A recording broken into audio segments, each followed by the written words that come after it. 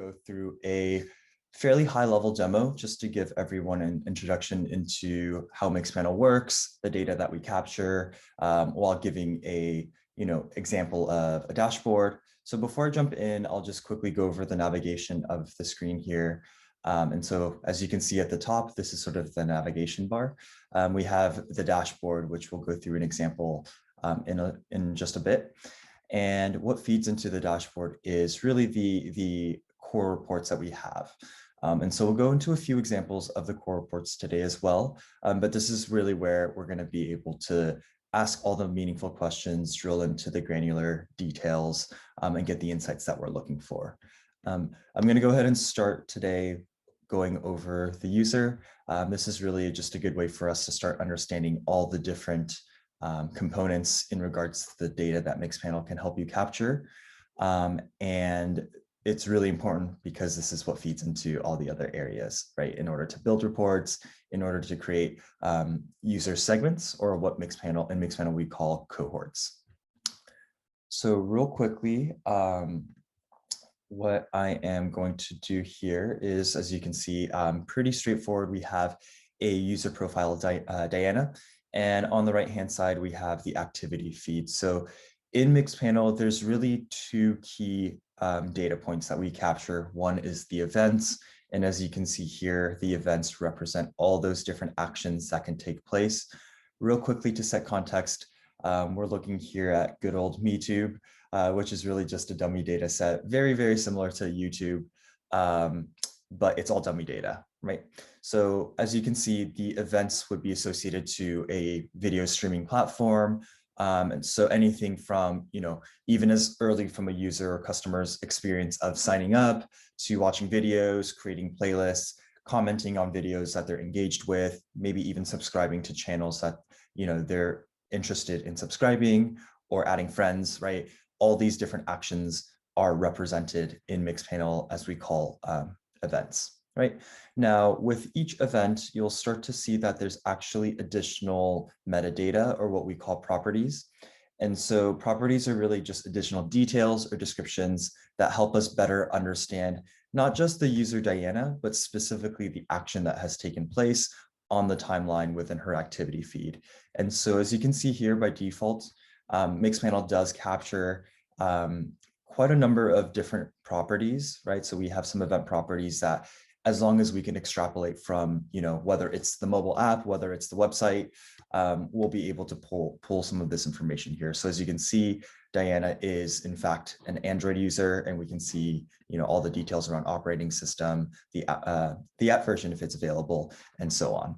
Now, of course, more importantly, for whatever your business is within media and entertainment, or perhaps broadly across other verticals, you may want to also understand other details, right? And so some details here could be, how long has Diana actually watched this video? Well, what is this video actually, right? So we might go down and see if there's like a video name, down here.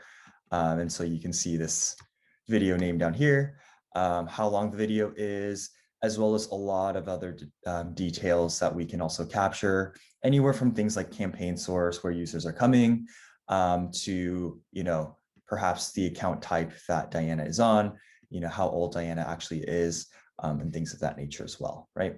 So a lot of details, and this is really what helps us unlock the power to continue to go into the granular questions that we might have, which you'll see in some of the reports once we dig in deeper. Now, real quickly on the other side, beyond the activity feed, we also start to see the user level properties. And so if my activity feed is that timeline of actions that take place that we're able to track across the history and life cycle of a customer, we may also want to have a snapshot of some of the attributes that help us keep an up-to-date view on Diana, right? So things, for instance, like number of subscribers, right? This can change over time. The account type can, if you think about freemium models, if you think about users that might be on a free trial, perhaps, these are all details that can and will change, or perhaps evolve over time. And of course, as Diana continues to get older and age, we can update some of these details here as well. So hopefully that gives you a good idea of all the data that Mixpanel captures. There's quite a number of different ways to get data into Mixpanel, from our SDK libraries to imports via our APIs, as well as tools like customer data platforms, Segment and Imparticle, where you can track a lot of your customer data elsewhere, and then sort of with a flip of switch, turn it on and send that all to Mixpanel. Cool. So that's kind of the high level overview of the data that Mixpanel has. Let's quickly jump into a dashboard here, right? And so this is sort of your final one-stop shop where you've started to send in data, and we'll get into sort of the details of building out the reports, but this is where you can actually start to see some of the most important metrics that you want to track and of course improve over time, right? So things like retention, are my users engaged and coming back? And we can look at different retention periods, right? We can look at purchase conversion. And with all these reports, you'll start to see that we make it as easy as possible to, look at the trend over time. How does a conversion look as it changes over time?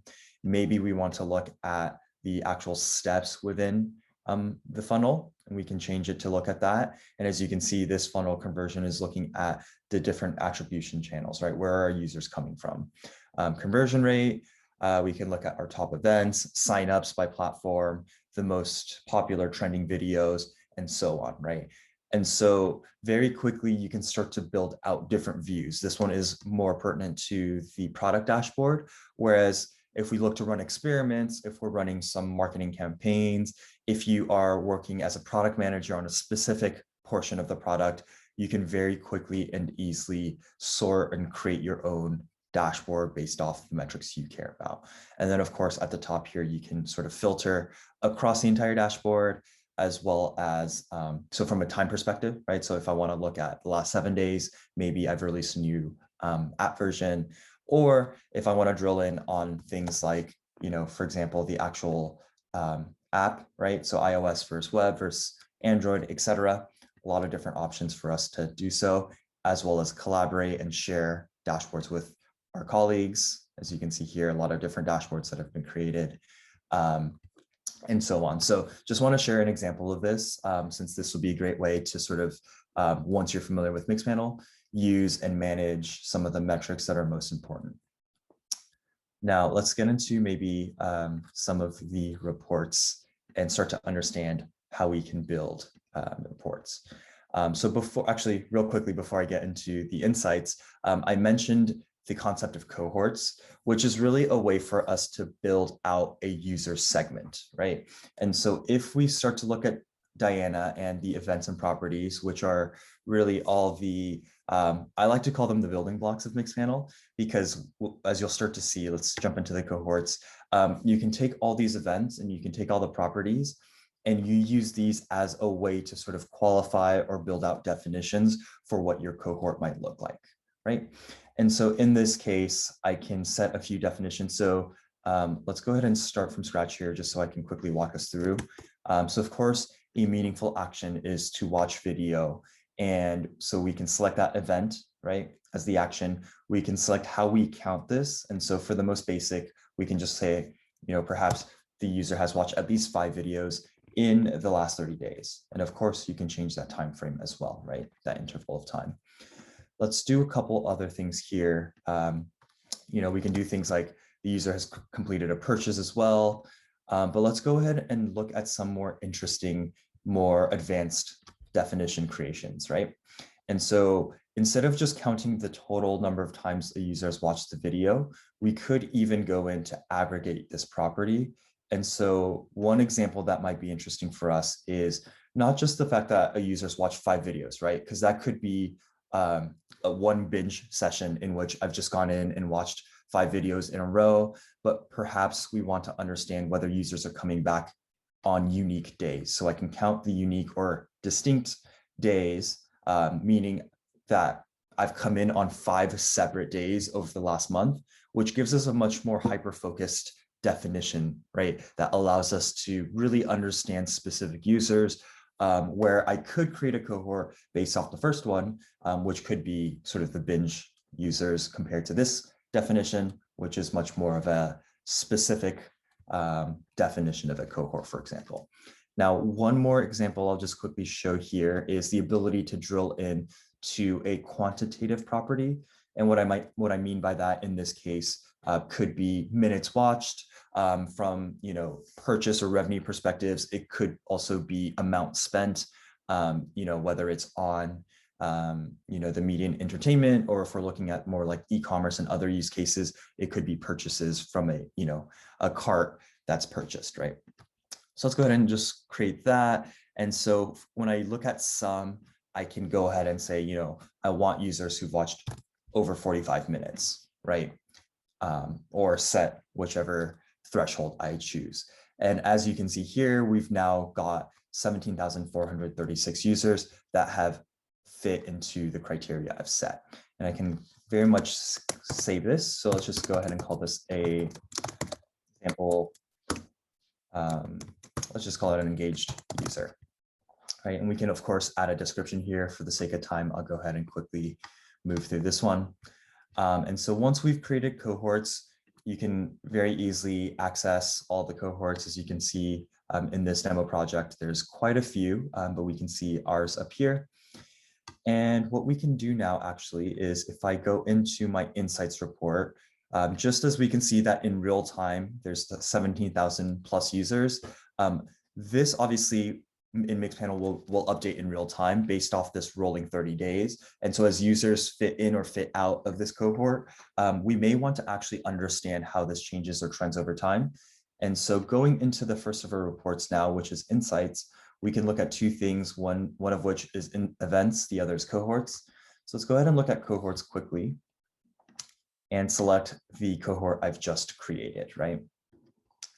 And so by default, we're looking at the last 30 days, and we can see that the 17,436 that we just saw from the previous tab as of yesterday is actually a significant increase, about 6,000 users increase that we've grown over the last 30 days. We can always change the time frame as well as the interval. So month over month, week over week, day over day. And this just gives us a more granular view. And whereas we've seen a 7,000 increase in the last 30 days, we can actually see market improvement over 2x, or around 10,000 users that we've increased since the last quarter, right? And so just like we can save the cohorts, we can also save this here, engaged users trend. And I might want to call this a quarterly trend, right? I can save that. And, if this makes sense for me to add to my dashboard here, the product dashboard, or any of the other dashboards that exist, I can very easily save that into a dashboard, right? So it just makes it a lot easier for us to save, manage, and track our metrics. Now, quickly on the other side, I won't spend too much time here. I'm just checking the time, and I want to get to a few of the other reports, but very much like we created our cohort, we can use insights to visualize and understand specific events, right? So watching videos is probably one of my most interesting events, or in which users can engage. I can do other ones like watch ads, purchases, etc. There's all the different events that we have, right? We can start to ask questions around this, similar to what I did earlier, which is, maybe understand the distinct days, maybe look at it by total minutes watched, or I can start to break this down by the platform, right? Where my users are actually engaging, and it looks like iOS is my most popular platform. I could drill down into multiple segments, right? And start to understand by country as well, right? And so we can see here now we're asking questions into multiple levels. How many videos are watched, right? 2.2 million over the last quarter, as well as which platforms and which countries. I could always change the order as well if I want to see the segmentation by country first. And now I can easily see this type of segmentation there. And even just for the sake of example, look at one more breakdown there and understand on which days of the week are my users most engaged. And this really helps us to make business decisions based off data, right? We can start to see that Monday, Wednesday, Tuesdays. So really some of the middle of the week work weeks that users are engaging. Again, this is dummy data, but you can start to see some of those trends, some of those patterns. and perhaps take some action and make decisions on the data that you're seeing here in regards to engaging with your users, releasing perhaps some new features and things of that nature, right? Cool. All right, so I'm just kind of monitoring if we have questions coming in. Just a reminder, if you have any specific questions, feel free to submit those in the Q&A. If there's no questions, I may just checking the time, go a bit longer here in the demo. Just wanted to quickly mention that there. So I'll probably have time to go through these 3 reports quickly, and then I'll answer any questions. Cool. So moving beyond insights is sort of where we can ask some of the more basic questions around the cohorts, look at how that changes, ask questions around the events, drill into those individual events. Now we start to move into some of these more complex user journeys, right?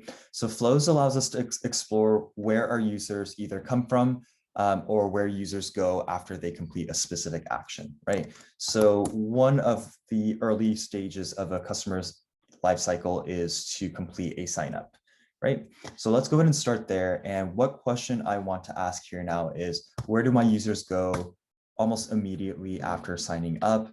And I can quickly add as many steps as I like, but for the sake of my example, I'm adding 5 steps, and I can start to see, and real quickly, let me just add more options. And we can see that almost immediately our users go into watch videos, they'll perhaps like, purchase, go back to engage with more videos, right? And you can start to see all the different pathways that exist. And of course, to use the concept of cohorts again across my reports, I could even go in and filter specifically for the cohort. And so let's use the engaged user cohort that I've created earlier on. And the idea here is really to isolate, our users and understand the specific journeys of users across the different cohorts, right? So this example is one that's like a desired power or engaged user group. We may want to use that, look at ones or user groups that are, inactive, users that maybe have not activated in a certain way, right? So that's how we can start to think about cohorts tying in specifically in this flows report. Cool. Now, on the other side, I'll just quickly showcase an example of a reverse flow. And of course, we can also anchor multiple steps, right, to start to see what the common pathways are from sign up to purchase. So that's another more advanced way of using flows. But just for the sake of my example here, I'm going to go ahead and create a more simplified reverse flow, which is basically looking at the 5 most common steps and pathways for users to complete a purchase. Let me just, I think I needed to get rid of that there.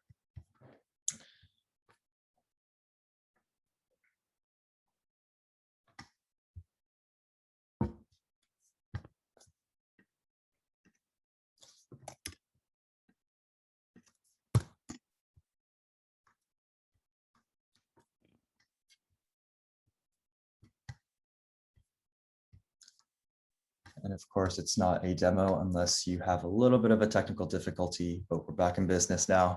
And you can start to see, and of course, we're looking at dummy data. So you'll start to see, some of the forced logic here with multiple watch videos, but that could very well be, indicative, right? Users that are really engaged in watching a ton of videos might start to see an ad that they're interested, go in and actually make that purchase. So just wanted to showcase both sides of the flows. But it really is a way for us to start to explore and understand some of the common user pathways. Now, getting a bit more specific into the user journeys, funnels is a more traditional way of understanding our user journeys. And in this case, let's go ahead and look at, let me see if I can pull up an example quickly here. Let's look at a sign up journey. Okay, well, let's not exactly the one I would want. All right. We'll look at this one, a sign up to a purchase.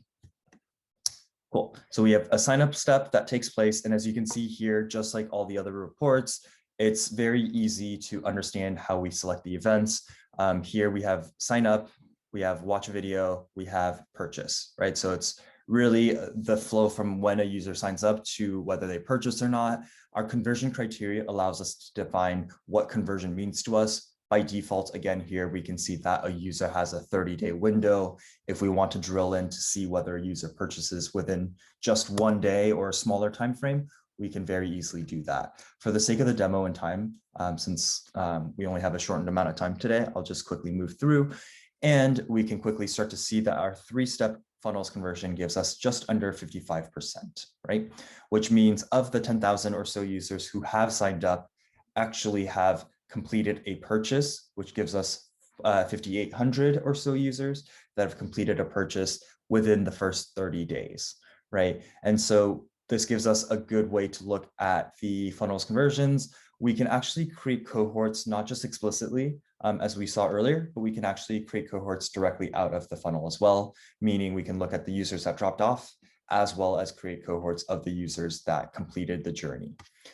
Similar with the breakdowns, I can, just like we did in Insights, I can quickly and easily drill into the app platforms to understand where my conversions are taking place. And I can scroll down here and let's just look at a simplified example of the 4 segments here.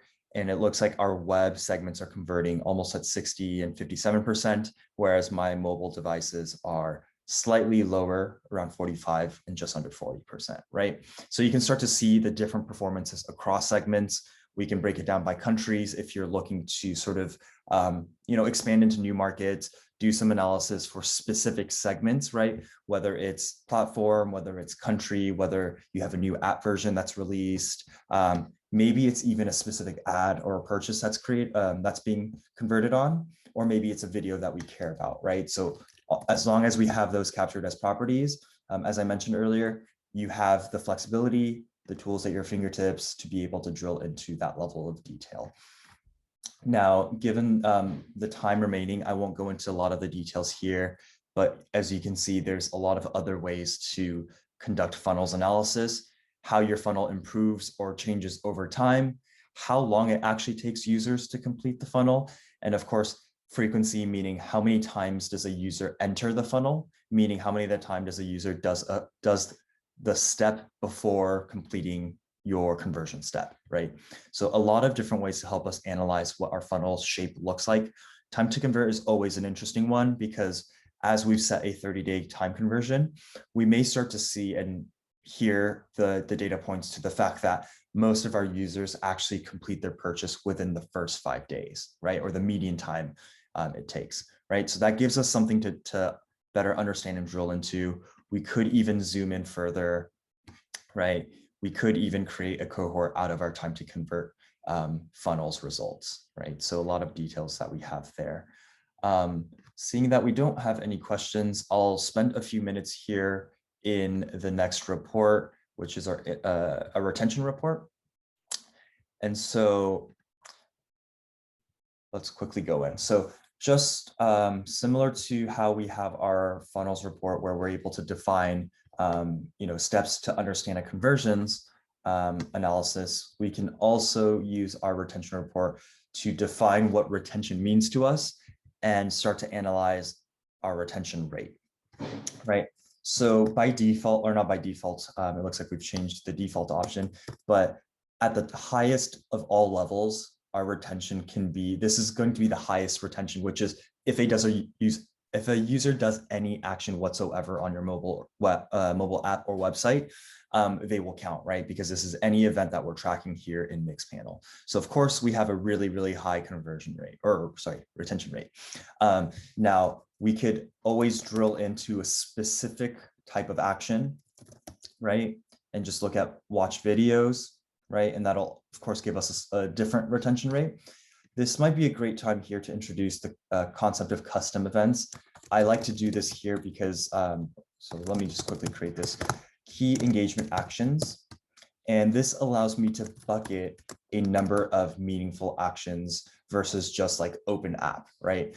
So I can do things like watch video, purchase, maybe we want to also include upload video if you're a content creator. And let's maybe do one more, which is like a playlist. create a playlist, right? So for my example today, I've included these 4 meaningful actions. So what this means is if our user either watches a video, purchases, uploads a video, or creates a playlist, these are meaningful engagement actions that will count towards my retention rate, right? And so let me just quickly refresh so these will show up properly. I can select, so A and B basically means I want my users to do any action in A, which again is one of those 4 actions.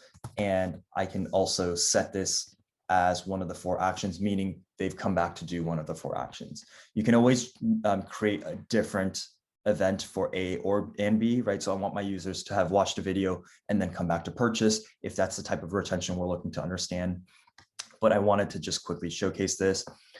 Scroll down to be able to see our overall visual of the average retention rate, which here we're looking at daily retention, right, over the last 7 days. And this is the daily interval. But of course, if we look down here, I can always select some of the other segments and start to see what retention looks like, right?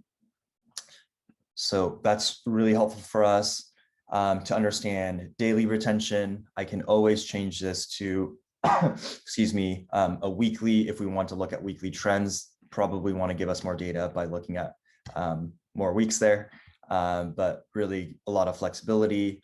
And then of course, we also have the ability to break down just like we had done so earlier and see if there's higher retention on different platforms. Actually, for this might be a good campaign. Yeah, let's use.